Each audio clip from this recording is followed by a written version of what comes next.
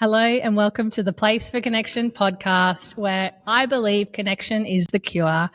I'm joined today by the incredible Krystal Ryan. I've had the pleasure of working directly with Krystal, met her on a jetty myself. Krystal is a teacher, a student and a guide. She's a practitioner of somalinguistics, and she also runs a program called You Are the Medicine. So I'm super excited to introduce Krystal to you all. She's helped me in so many incredible ways and is one of the reasons why I'm now working in the space that I'm working. Just really wanted to introduce her to you all. So Krystal, I wonder, could you take us back to when your healing journey really began? Oh, thank you for such a warm welcome, Mel. Hi, beautiful bodies listening. Oh gosh, yeah. To go back where I feel like there was, I guess the emergent guidance to where I am now in the area that I'm working. Maybe some of you can relate that I was constantly in this pursuit of improving, constantly in this pursuit of becoming better.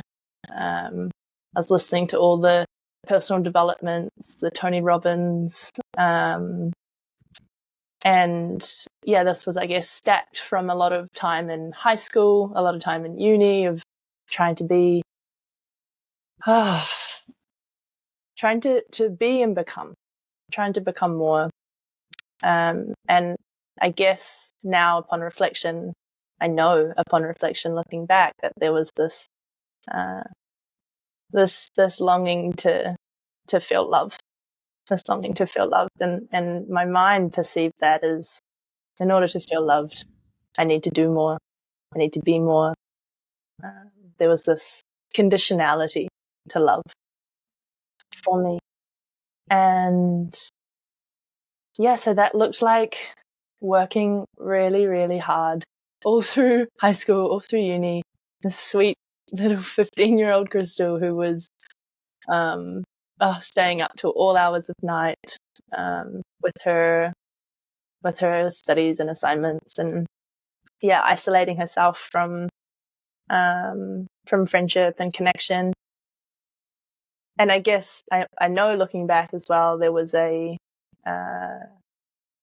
resource that being busy also supported me in distracting and avoiding a lot of the feelings and situations that were going on in home and in high school that I didn't really have the resourcing to deal with or know how to be with. So being busy, I remember making these conscious decisions in high school of like, well, I'll just bury myself into my studies then.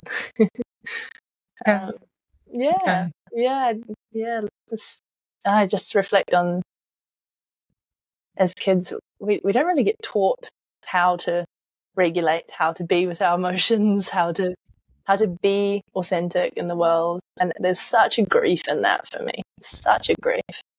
Yes. And so, coming towards the end of high school and into uni, this pursuit to become also started to be in physical training as well. So a lot of exercising, past where my body says, hey, that's enough for the week. Yes.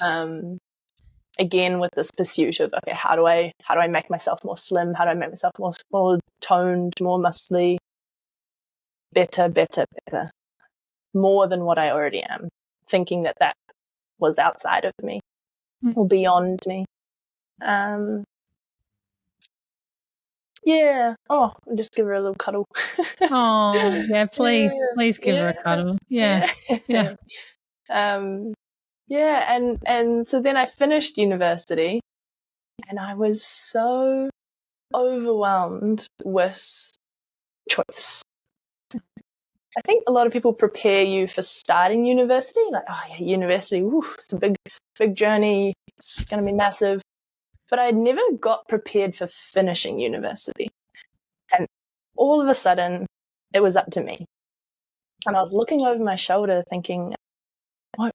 No one's telling me what to do anymore. No one's telling me what I need to study, how I can meet this mark, how I can meet this criteria. Yeah. And I didn't have the next tick box, right? Go to school, go to uni, get the job, get the whatever conditional society tick boxes are after that. And so again, I buried myself into, okay, well, if I can't tick the box to be successful, I'll just do multiple things and I'll just work multiple jobs. And I studied marine biology. So I've got this background of biological science and learning anatomy and understanding how things work. So always, I had a deep affinity for nature and biology, like functionality of things. And and then so when I finished university, started to feel really curious about the mind. So I started quite up in the mind, understanding beliefs and personal development and values and thoughts, very much on a mind level, and that was really fascinating. And even throughout that, there was still this pursuit of, okay, I'll be the best at knowing my mind, and maybe then it will be enough for my parents. And I say that from my little girl heart, knowing full well that my parents love me unconditionally as well. But there's that cause and effect that my little girl heart, my little girl mind couldn't see. And all throughout this pursuit, there was this, this communication that was happening from my body. I would get sick very often, like a cold, runny nose or cough, and a lot of digestive issues, I guess you could say, digestive communication. A lot of pain, a lot of bloating, a lot of gas, really gas. And my skin felt really angry. There was lots of like redness. And I would get injured a lot in my training, and that often didn't stop me. I would just refine a little bit, but I'd still keep going.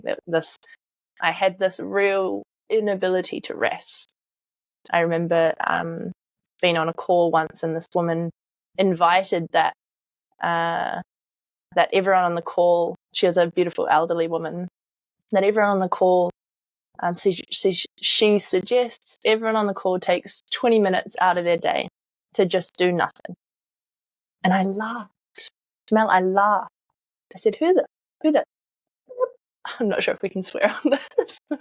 who has time for that? Who has 20 minutes out of their day to do nothing? That's hilarious. I can't imagine that. Because right from the early hours of the morning, I was waking up and pushing myself to go to a high intensity boxing training and work all day, come home, work my online job, and then go to sleep with struggle because I was so wired. Or I would fall asleep and then wake up at 2 a.m, wide awake again as well. So going. I started to feel this little whisper of, I think I need to know how to slow down, but I didn't know how. And to my system, slowing down felt like a threat. Slowing down felt like, not consciously, but now reflecting back, slowing down felt like I wasn't going to get love if I slowed down.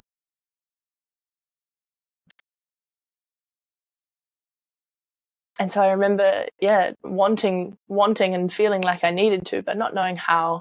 And then I received a medical diagnosis of a autoimmune disease.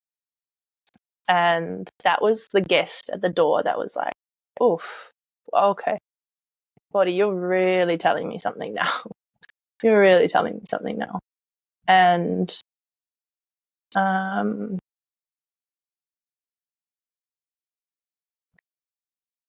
yeah, and when I received the diagnosis, as with the diagnosis came with medical professionals giving me an offering of their solutions as they saw the body. Oh, there's a problem.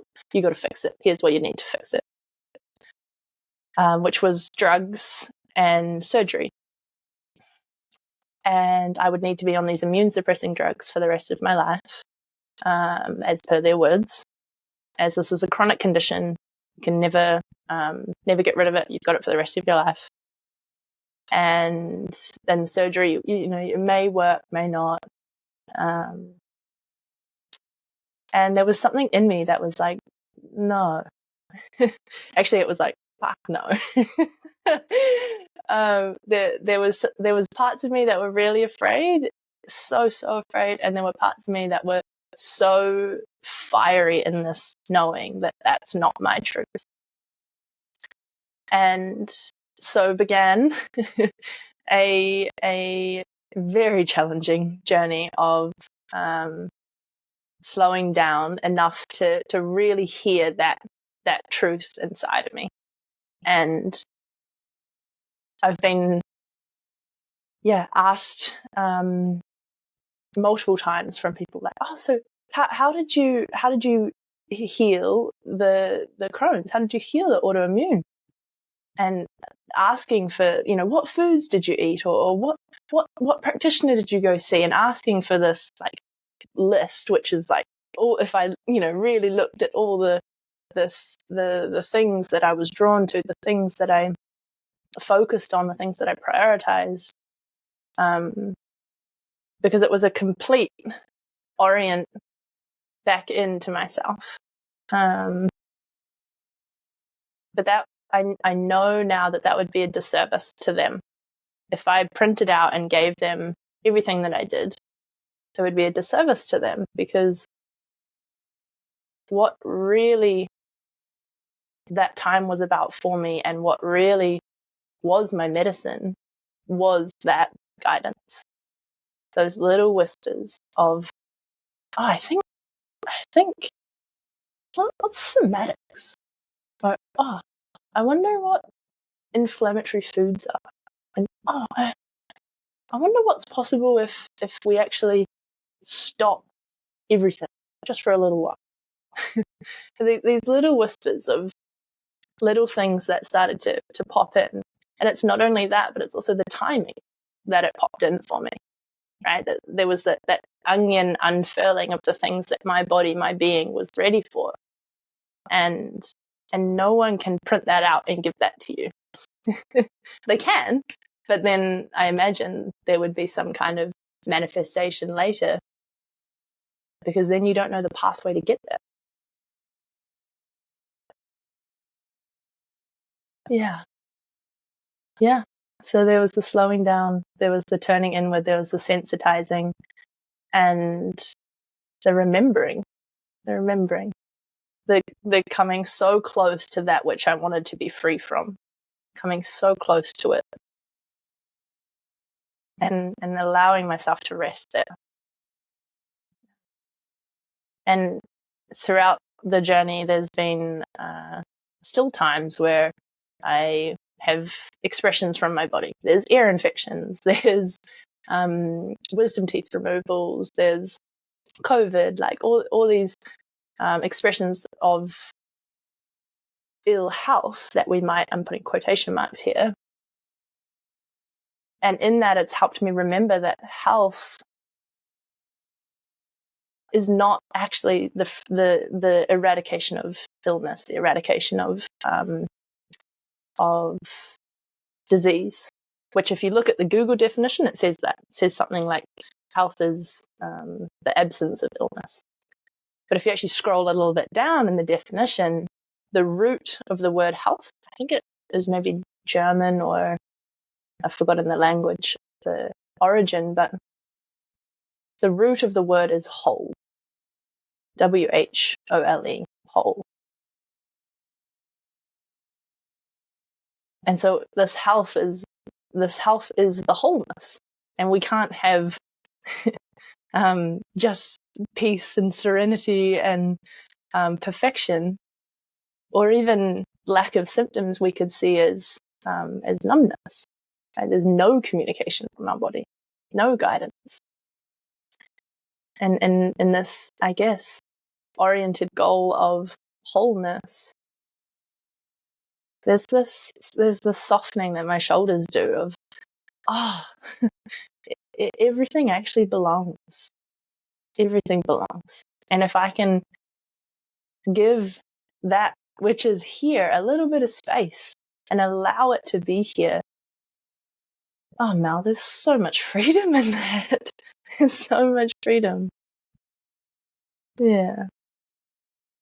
Yeah. I really love that notion of health being wholeness. And I think this is what you describe really eloquently in your work and in working with you. There's this experience that, we don't have to rush or split off parts of ourselves, that all the parts of us are welcome, even the tricky or the painful or the painful ones. And I think that's what I do as a psychotherapist or a psychologist, right, is support people to face all of their complicated parts, the joyful ones, the angry ones.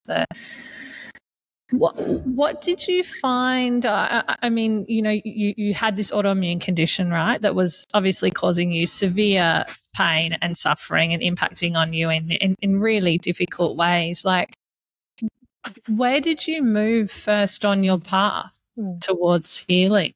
I'm giggling as we start to talk about welcoming everything in, and there's all this construction going on in the background, so we're just welcoming it all in. It's lovely. God, it's like I've got like someone on the roof right now, which is why I'm muting myself. Were you able to hear me when I was speaking, or not really? Yeah, it's beautiful. Yeah. Okay. Yeah. But the roof is like crackling away as these, I think, humans are currently waking up there. Yeah. Yeah. So I apologize. No, it's so welcome. Where did I go to first? I had the privilege of having some, I think it was a week or two off work. It was, and I went up north to my family's, and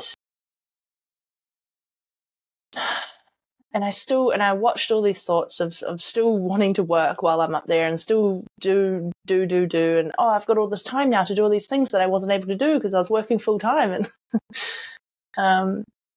and I started to really messily practice doing nothing, and I'm still messily practicing that. What's this? Maybe five years later. But sometimes we just need to start messily. And I also had the support and guidance of one mentor, particularly at the time, which, was so profound in so many ways, and in the most subtle ways of this little sense of accountability as well. This little sense of accountability. So there was the sovereign knowing that it needs to happen, but there was the resistance. There was the resistance, which actually was a nervous system safety protection. So to push past that's not a very sustainable pathway. So the support of a mentor around me really helped me to actually come to the boundary or even a little bit before the boundary, and sensitize to that boundary and build relationship with that boundary, so that there was actually an opening into my system of the possibility to slow down, which then flowed into me getting doing that week or two off work and going up at home, and I say home, family home. And again, it's all well and good. Oh, just take a week off work and then all my problems will be gone when I come back. I think we were actually just laughing about this the other day, that when we step away from things, they don't go anywhere. They being the things that we're challenged by or struggling with. But sometimes stepping away or coming a little bit back allows us to receive the resourcing, or perhaps the capacity to then come back and meet it in a renewed sense, or in a more, I'm even going to say compassionate sense, in a more wide sense, right? Even in a nervous system state, when we're in the survival mode, our vision actually tunnels forward. So there's this shortening of the width of our vision. That's just the one threat. I'm in survival mode. I'm just focused on the one threat. So if there's an issue or a challenge in our life and it's really affecting our nervous system, we're going to be so centered and focused on it. And sometimes, somewhere, there's a possibility for us to actually start to widen a little bit.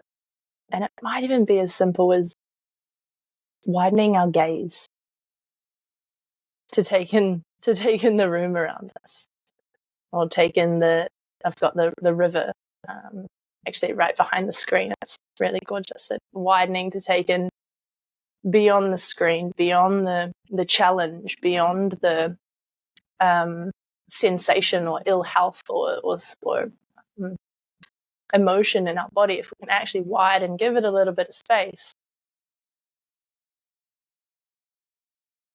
there's possibility there, and for us, there's possibility in there for us.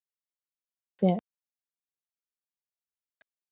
I appreciate the recognition of capacity, because what I see sometimes is in that chronic stress response is that, there is a narrowing of that gaze of what we can see and what's available to us, in terms of our own capacity to notice and for self-observing. So it sounds like even, something that people can use is that very gentle kind of widening of their own gaze and taking in their environment, that it doesn't need to be huge or complex. It can be gentle and compassionate, and because I think for people, often in terms of coming back into contact with their soma, that can feel alarming, a little like you described, like noticing the body's threshold of wanting or readiness. I don't know what quite the right language is to use. What are your thoughts about how you or others can start to arrive within that process of kind of that? I tend to describe it as like that. I can't remember what they're called. Those things that like open and close, where the trauma response, like we kind of just widen a little and then we contract, and then the next time maybe we just widen a little further. And I think you might have used this metaphor in our soma linguistics process, I'll call it. Yeah, I'm curious how you might describe, whether it's your experience or how you tend to describe this for the people who you mentor and guide through this, about how that widening can unfurl over time. Cool. Yeah. I guess a lot of our mentality looks at, same as how I shared with the Western medicine, looks as, okay, here's a problem, how do we fix it? And often the response is like, I need to come and do this right now. There's this threat. I guess especially if there's a health expression, excuse me, a health expression going on in our bodies, I can really empathize and really understand that feeling of time, that there's this time threat of something needs to happen now. There's something going on in my body and I don't know what it is, or maybe I do know what it is, but that scares the heck out of me and I need to get rid of it right now. And whether it's a health expression, whether it's an emotion, sometimes the feeling of fear or the feeling of sadness is the I don't know how to be with that. It can be really massive, and often our response unconsciously might be some form of distraction. So maybe you heard in my experience, my story, the resource of being busy was distracting me from what was going on inside of me. And whether it's being busy, whether it's alcohol, whether it's scrolling, right, whether it's exercise, we can go and label, oh, this is a good distraction and this is a bad distraction, but they're all distractions. And and too much of a good thing becomes a bad thing anyway. And so what if nothing was good and nothing was bad and it was just is? Okay, so right now I'm distracting. And when we can have that reflection and that awareness, there's the sense of checking in with our capacity, checking in with our environment. Okay, perhaps there's a way for us to actually understand the response that's going on in our body that is protecting us. And so sometimes it's actually really valid to not touch into the alarming sense of doom and threat in your body when you're riding the bus home from work, right? The conditions might not, the conditions, the environment, the capacity to feel a sense of safety even might not meet that context. And so awareness is the first, largest and hardest step, right? To have that sense of awareness. So, I'm really noticing this massive experience in my body, and there's a response that maybe I am distracting. Maybe I pick up my phone. Maybe I call a friend. And again, I'm using the word distraction, and sometimes that we can call them tools, right?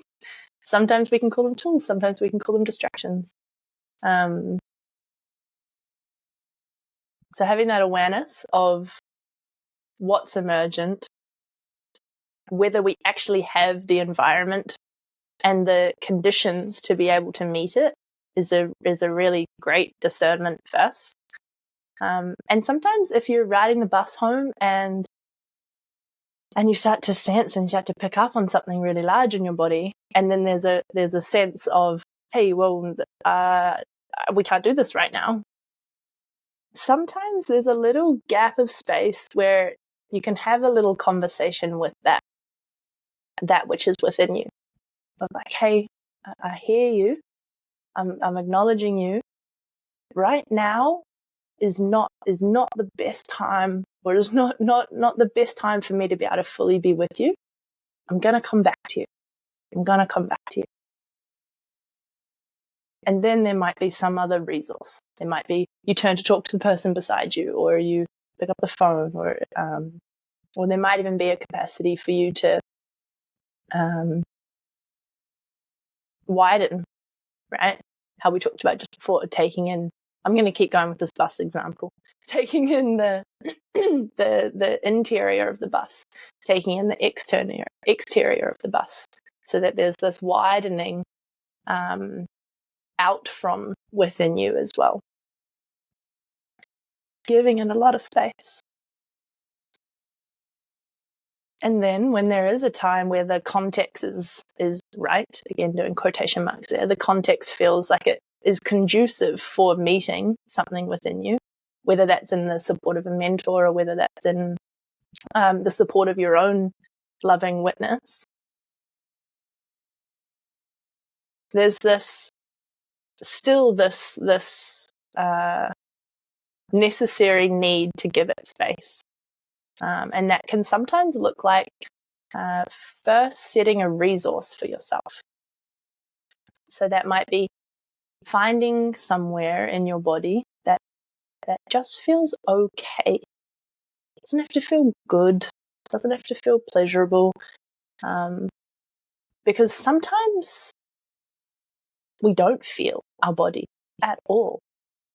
At all. Like, gosh, I remember longing to know what it feels like to feel pleasure in my body, both physical and energetic, or emotional rather. Like I remember being so desensitized to my body that I was in a pleasure practice and started to freak out because I actually couldn't feel anything, even though I was, doing all the moves and the tricks that I knew. That there was no sensation. So I just want to really acknowledge that, yes, sometimes the feeling in our body isn't there, and that's okay. That's also a message. That's also a sensation. Numbness is also a sensation. It's also communication from our body. So we can meet that numbness with the same curiosity and compassion that we would meet any other sensation in our body too. So yeah, awareness, checking the context, maybe having a conversation if we need to with that sensation, and then creating the context, creating the conditions to meet it, creating a resource for ourselves. That might be an inner resource where I said, there might be somewhere in your body that just feels okay. Maybe it's your big toe, right? Maybe you just feel like you could hang out there in your big toe for a little while. You feel like you could maybe rest there even. And if there's nowhere in your body that feels like that, it might be that you look around the external body around you. So the room that you're in, or maybe you're out in nature somewhere. Like, is there somewhere that you could just rest your eyes on? Might be a particular color or a particular texture or shape or pattern that just feels like, oh, yeah, I can hang out there for a little bit. Right. So again, we're stacking these conditions, these support mechanisms. Yes, good to say. Sounds a bit mechanical for what we're trying to talk about here, but and then there might be a possibility to widen yourself to welcome the sensation to come to meet you. Right? We've all had, well, maybe we've had this experience where there's this really cool dog that we just want to love and we just want to pat and we just want to, maybe you don't like dogs at all, or some other animal where you just it could be a cat. Yeah, it could be a cat, right? Yeah, I think cats maybe in a better example because cats are sassy.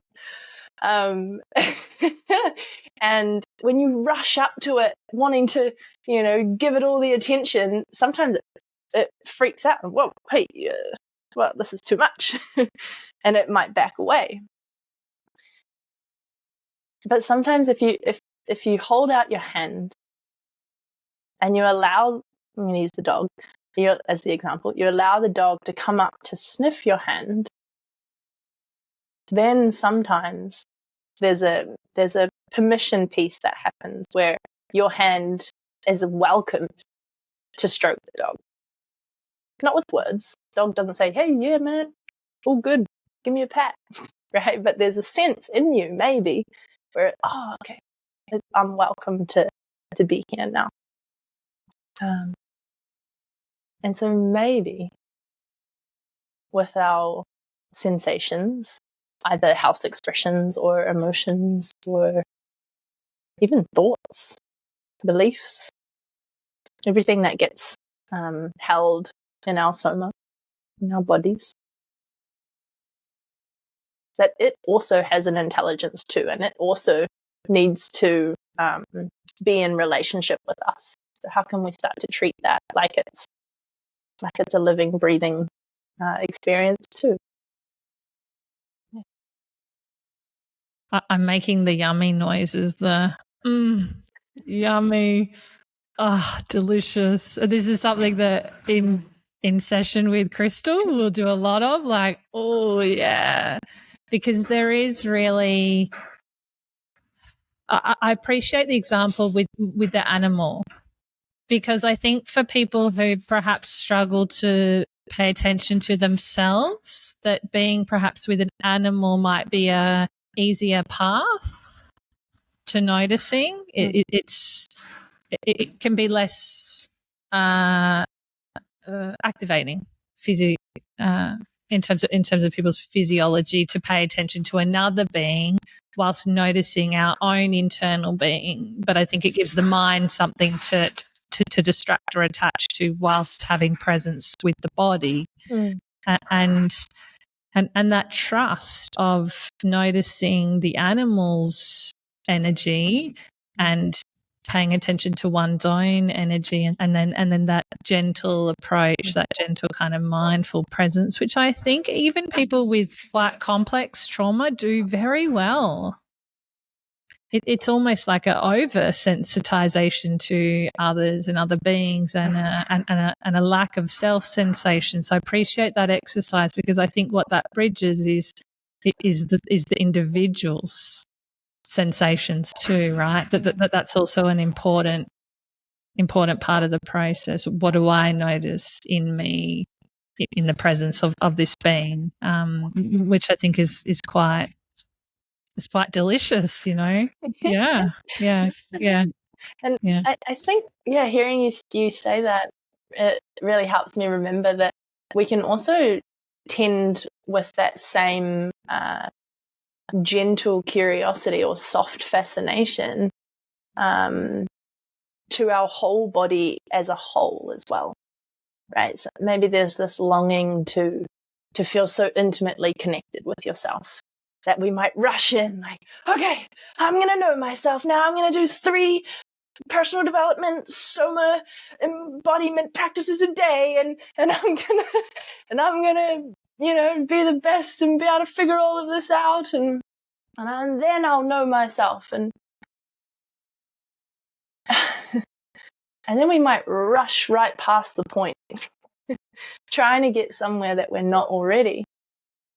So if we can maybe marry that same intention into meeting our whole soma as well, our whole body, our whole self, the divine within us as well. Again, it welcomes in this, I feel, greater capacity and greater intimate connection, because there's a relationship. It's not just one way. There's no forcing and fixing and trying. There's relationality there, which maybe, if you've ever had a one-sided friendship before, they're quite exhausting. But when there's 2 pouring into it, it's so much more fertile for growth. And by growth, I mean becoming. Yeah, I like distinguishing growth, because I think, like you, I was very much in the achievement-based identity, teacher's pet, almost identifying who I was with this list of certificates or achievements or accomplishments, and yet it never gave me a sense of completeness. What do you think, is, I guess, a message that you would hope listeners could receive in this journey, in this conversation about this process of coming home to their bodies and to their own innate knowing. Mm. Mm. Mm. Mm. Oh, that I get it. I get it. That yeah, that it feels like you need to do more and be more in order to receive, in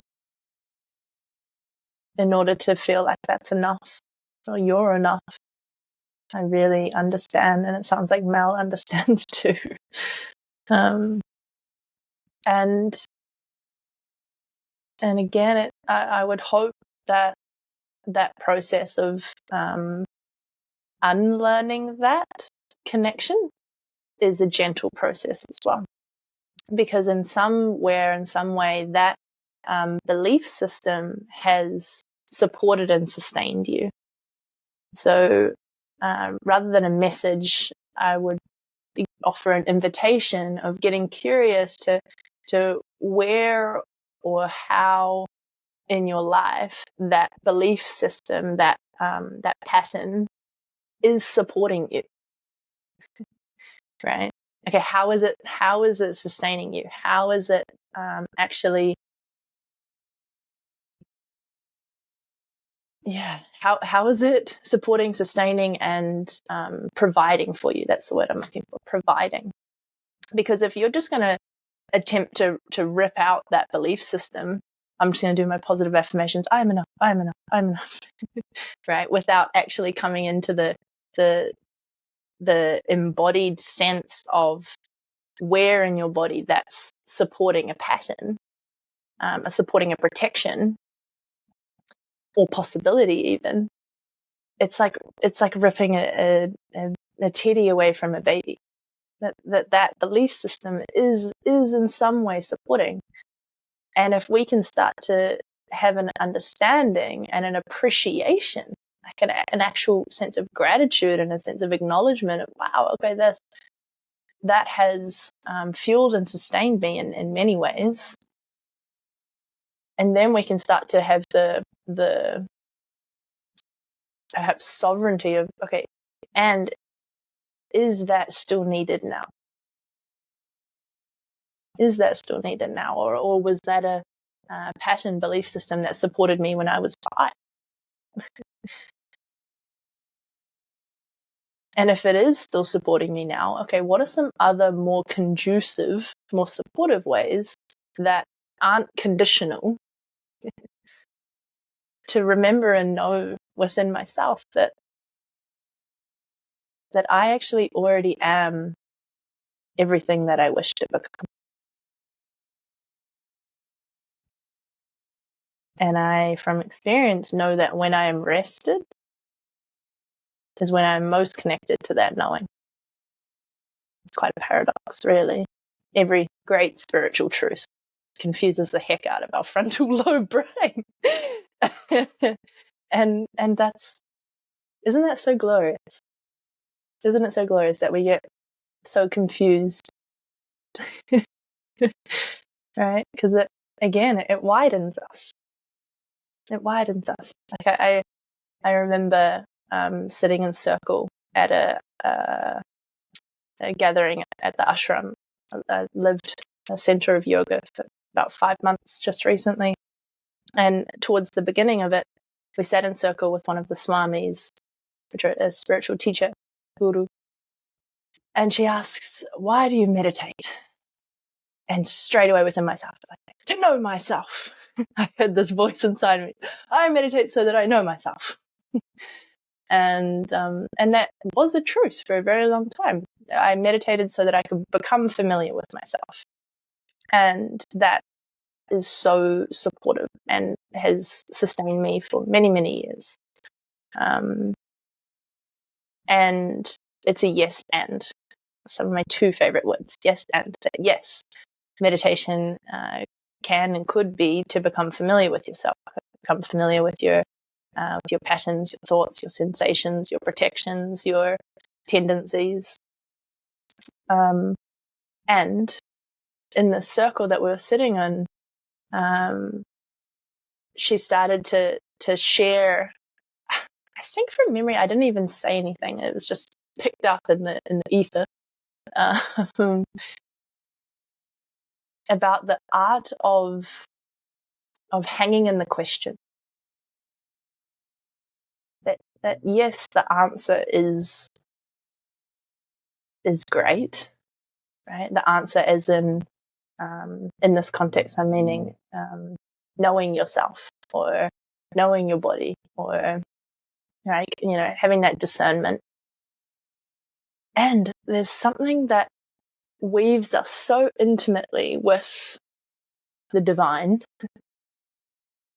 when we're in the unknown, when we're in the question, and we can sit in the question, not needing to fix that discomfort, not needing to rush to the answer, but to hang out in the longing a little bit. There's a fine dance between that. And I've had chats with one of my mentors about this, and his name's Neil. He's a beautiful, beautiful man of Native American descent.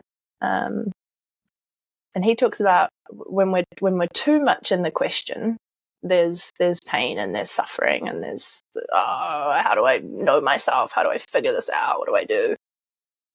And then when we're too much in the answer, there's this like stagnation. Like it's like a river that stops moving.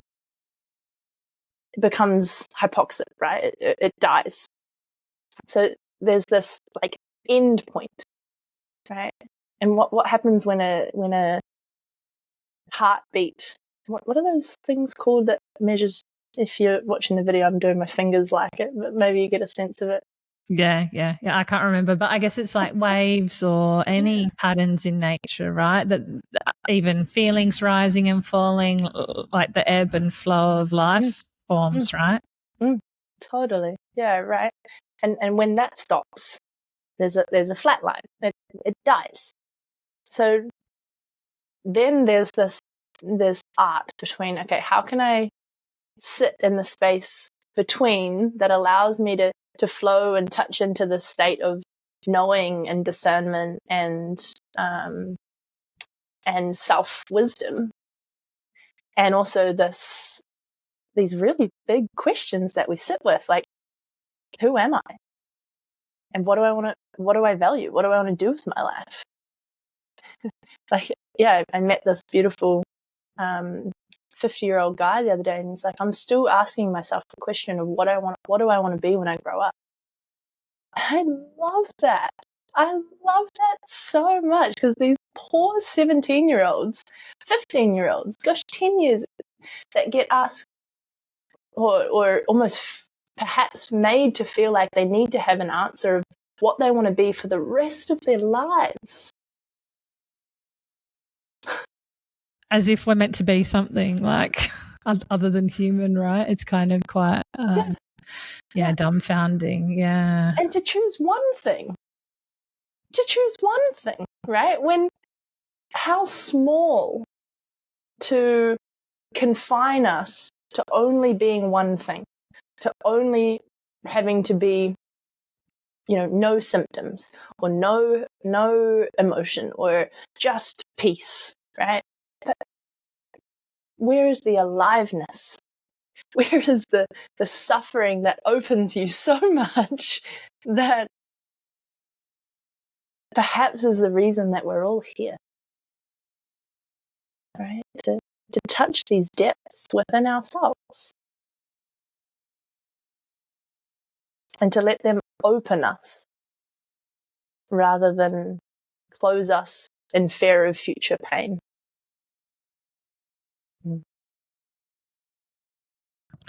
I like the exploration of the dialectic, right, between pleasure and pain and all the complexity in between. And I guess that's something that a well integrated mind can hold. And yet when you're in those kind of like depths of despair, it's really hard to contemplate being able to hold that degree of complexity, or to be able to hold pain and pleasure concurrently and see them as helpful forces, right? It's just like, oh, I can't see the forest through the trees. Like, I guess what I'm wondering for someone who's listened to this and thought, oh my God, I want to work with Krystal, how can they reach out and find out about how to work with you? Yeah, firstly, just wanted to touch on something that you said there about that dialect of, trying to remember that there's beauty when you're so deep in the pain. And yes, there's a dialect, and also there's beauty in the pain. That they're separate, but they're not separate. And when we can start to have that, I guess, allowance of possibility, which might even start by practicing saying yes and, right? So often we might say, oh, yeah, I feel really sad, but it's a blue sky day and the swans are out and I get to live by the river. And so like there's our feeling here of, oh, I feel really sad, but oh, I'm all good and everything's positive and I have clothes, and right. So if there's a possibility for us to acknowledge that both can exist at the one time, even just in the languaging that we use, that I feel really sad and everything's beautiful. Yeah. Yummy sounds coming out of my mouth. Ooh. Yeah. So, yeah, I guess if there's a curiosity, if there's a holding a hand out to a dog within you, you can find some more information, or I guess keep snacking on your curiosity on my website, which I wonder if Mel might link somewhere, but also it's Bhava Body, BHAVA Body, BODY, .com.au. And bhava is a Sanskrit word that has two translations. One is is our innermost feelings, our innermost being, our state, and also it translates be and become, which again is one of those beautiful paradoxes of right. We might think being and becoming are separate, when what if the becoming is within the being?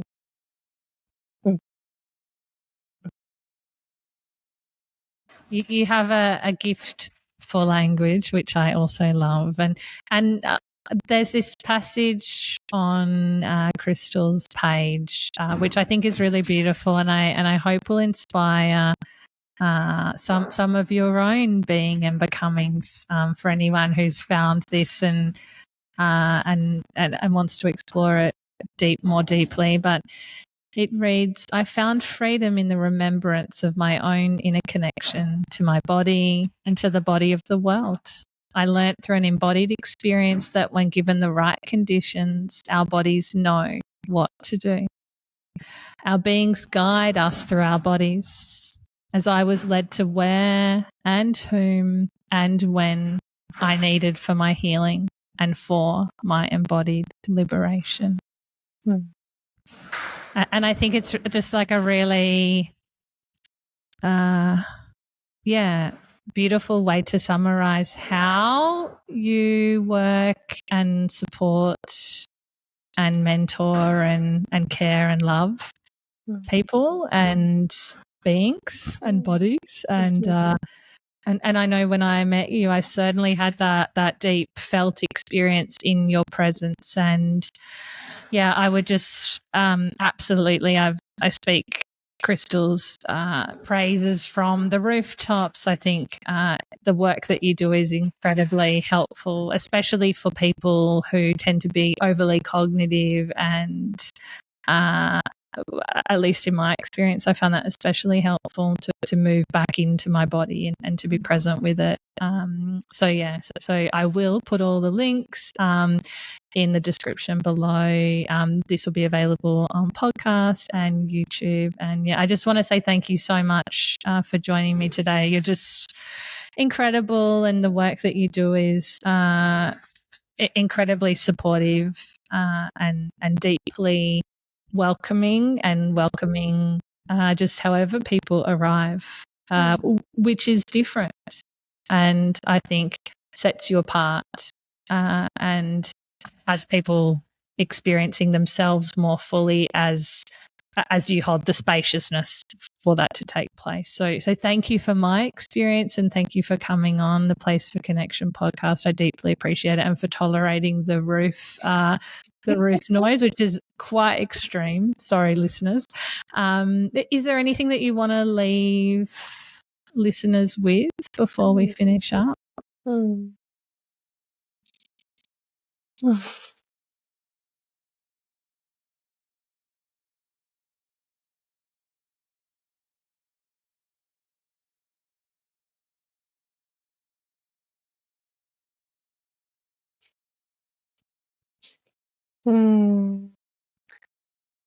That's really funny. I'm sitting and resting and pausing and seeing if anything comes. And there's nothing. It's just silent. And I'm saying, then there's a thought, crap, you've been silent for so long, you should say something smart. And then I'm like, maybe it's the pause. Maybe that's what I want to leave with is, just that little pause and perhaps a gentle reminder to, snack on little pauses, little moments of